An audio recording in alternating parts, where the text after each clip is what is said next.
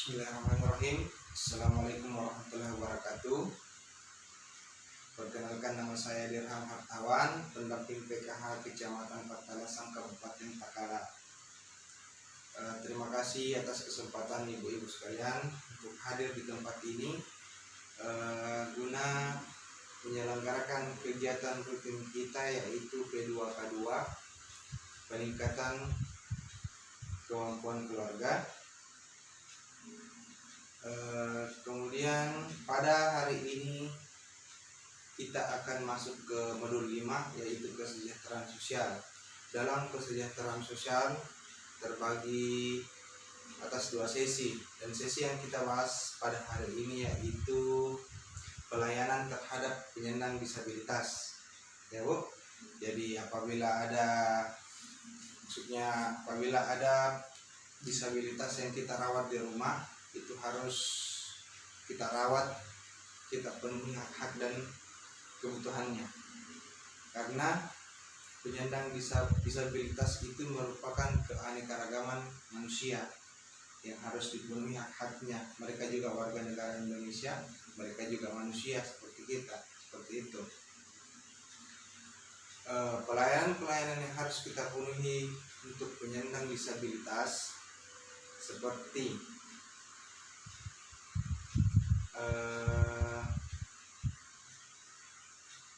memberikan rasa aman, misalnya pada disabilitas berat, ya. Kan disabilitas ada beberapa macam, ya Bu. Ada disabilitas misalnya buta, tidak bisa melihat. Ada disabilitas fisik, misalnya salah satu anggota tubuhnya tidak ada. Terus misalnya disabilitas tuli, tidak mendengar. Ada juga yang disabilitas intelektual, ya, hiperaktif, ya Bu. Itu biasa terjadi pada anak-anak yang hiperaktif. Terus seperti itu. Jadi ada juga yang namanya disabilitas berat. Jadi disabilitas berat, sebelum itu saya tanya dulu, apakah ibu-ibu sekalian tahu apa itu disabilitas? Ya, tahu semua ini. Jadi disabilitas berat itu ketika seorang penyandang disabilitas tidak mampu lagi melakukan aktivitas kesehariannya sendiri, dia harus membutuhkan bantuan dari orang lain, seperti itu. Dalam kebutuhan sehari-harinya dia bergantung sama orang lain. Jadi kalau misalnya ada penyandang disabilitas berat yang kita rawat di rumah, kita sebagai keluarga harus memberikan hak-haknya, seperti memberikan makanan 4 sehat 5 sempurna, memberikan pakaian yang layak, yang bersih, mengganti alas tempat tidurnya, Ibu, terus memandikan. Jangan lupa kita harus tetap memandikan setiap hari, membawanya ke fasilitas kesehatan untuk diperiksa kesehatannya, memberikan obat sesuai kebutuhannya, Bu. Jangan sampai orang sakit di rumah dan tidak dikasih obat, harus dikasih obat. Kalau boleh kita bawa ke puskesmas atau ke fasilitas kesehatan lainnya. Terus kita juga harus memberikan rasa aman, ya Bu, rasa aman kepada penyandang disabilitas, karena tidak menutup kemungkinan itu penyandang disabilitas itu sering dikucilkan, kebanyakan seperti itu, sering dikucilkan. Jadi kita hindari hal-hal yang seperti itu.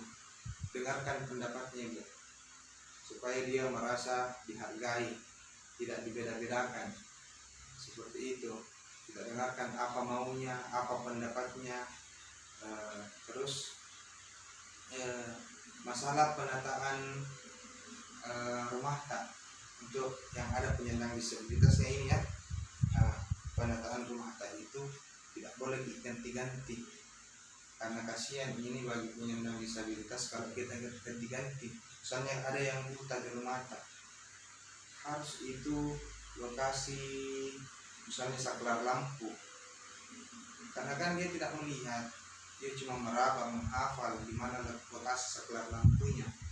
Jadi harus tempatnya harus yang bisa dijangkau oleh penyandang disabilitas, bisa dijangkau ya, dan jangan dirubah-rubah tempatnya seperti itu.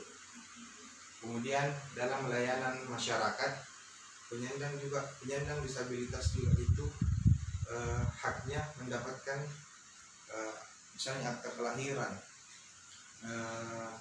mendapatkan sekolah. Dia juga harus sekolah, Ibu. Dia juga harus kerja, mendapatkan pekerjaan. Itu hak penyandang disabilitas, kecuali disabilitas berat kan tidak bisa bekerja.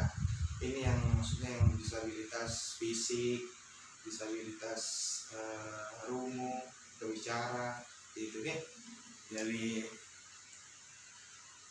intinya penyandang disabilitas itu merupakan keanekaragaman manusia yang harus dipenuhi hak-hak dan kewajibannya, yang harus diberikan rasa aman, seperti itu.